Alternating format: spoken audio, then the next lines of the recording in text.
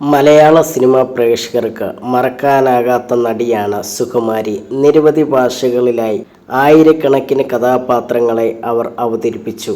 സംവിധായകൻ ഭീം സിംഗ് ആയിരുന്നു സുകുമാരിയുടെ ഭർത്താവ്. ഇരുവർക്കും സുരേഷ് എന്നൊരു മകനുമുണ്ട്.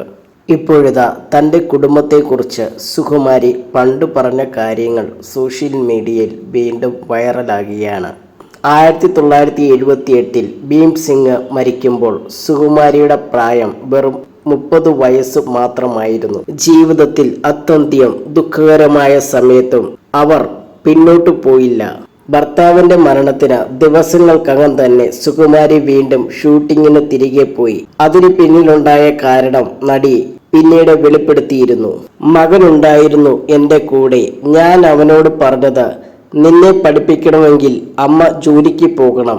എനിക്ക് ആരുടെ അടുത്തും പോയി കൈ നീട്ടാനുള്ള അവസരം വരുത്തിപ്പിക്കരുത്.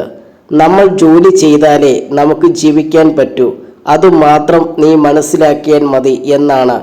എനിക്ക് നല്ല ഓർമ്മയുണ്ട്. എറണാകുളത്താണ് ഷൂട്ടിങ്. മോഹനാണ് സംവിധായകൻ. അദ്ദേഹത്തിന്റെ പടം നിർത്തിവച്ചിട്ടാണ് ഞാൻ ഭർത്താവ് മരിച്ചപ്പോൾ പോയത്. 3ന്റെ അന്ന് തിരിച്ചു വന്ന് അഭിനയിച്ചു. നന്നായി ജോലി ചെയ്ത് ഈ രംഗത്ത് നിൽക്കാൻ പറ്റുമെന്ന് കാണിക്കണമെന്ന് ഞാൻ മനസ്സിനകത്ത് തീരുമാനിച്ചു. അതുകൊണ്ട് തന്നെയാണ് ഞാൻ ജോലി ചെയ്യാൻ തുടങ്ങിയത്. ചുമ്മാ ഞാൻ വീട്ടിൽ കുത്തിയിരുന്നാൽ ആര് എന്നെ നോക്കും? എല്ലാവരും ഒരാഴ്ച വരുമായിരിക്കും. അയ്യോ പാവം എന്ന് പറഞ്ഞുകൊണ്ടിരിക്കും എന്നല്ലാതെ അവരാരും എന്നെ സഹായിക്കില്ല. ഞാൻ തന്നെ ജോലി ചെയ്യണം. ഞാൻ തന്നെ എൻ്റെ വീട് നോക്കുകയും മോനെ വളർത്തുകയും പഠിപ്പിക്കുകയും വേണം. ദൈവം എൻ്റെ കൂടെ ഉണ്ടായിരുന്നു എന്നും സുകുമാരി അന്ന് പറഞ്ഞു.